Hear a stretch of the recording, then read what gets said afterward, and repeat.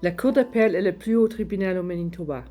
Elle entend les appels des décisions de la Cour provinciale, de la Cour du banc du roi et de nombreux tribunaux administratifs. La Cour d'appel ne siège qu'à Winnipeg, mais entend les appels concernant des causes provenant de la collectivité de toute la province. La Cour d'appel a pour but de rectifier les erreurs. Contrairement aux tribunaux de première instance, elle ne réentend pas les preuves. Elle examine plutôt la décision rendue par d'autres tribunaux et, si nécessaire, rectifie les erreurs qui pourraient avoir été commises.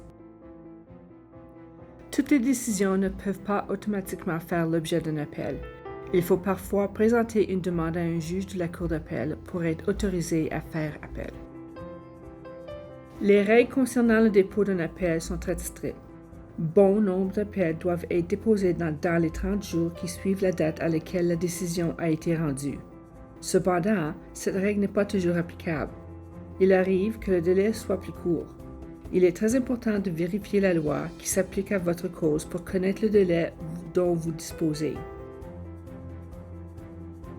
La partie qui dépose l'appel est nommée l'appelant. L'autre partie s'appelle l'intimé. Généralement, le processus d'appel commence lorsque l'appelant dépose un avis d'appel.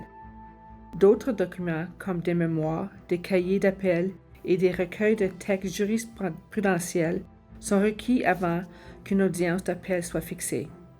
Les règles de procédure en matière civile et en matière criminelle, ainsi que les directives de pratique, établissent les exigences et les délais concernant les documents qui doivent être présentés. Elles sont disponibles dans la section Cour d'appel de ce site. Les audiences d'appel se déroulent normalement dans la salle d'audience 330. Les juges s'assoient au grand bureau élevé à l'avant de la salle. Dans la plupart des cas, une formation de 3 juges entend les appels. Dans des situations tout à fait exceptionnelles, le juge en chef peut décider que cette formation soit constituée de 5 juges.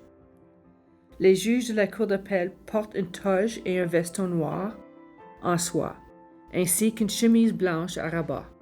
On s'adresse à un juge en l'appelant « Votre Seigneurie ». Le greffier est assis à un bureau devant les juges.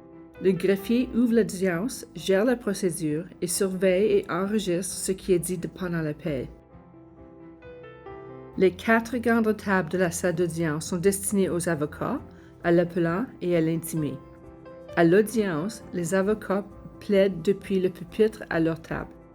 Ces plaidoiries traitent de la loi et de l'application de celle-ci dans le cadre de la cause dont il est en question.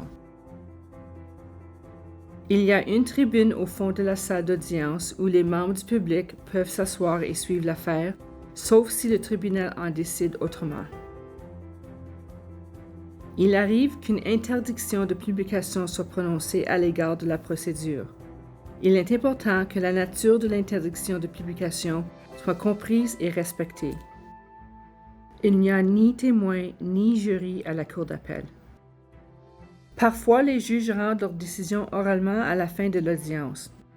D'autres fois, ils remettent leur décision à plus tard. Cela signifie qu'ils prendront plus de temps pour réfléchir aux plaidoiries et informeront les parties lorsque la décision sera rendue par écrit.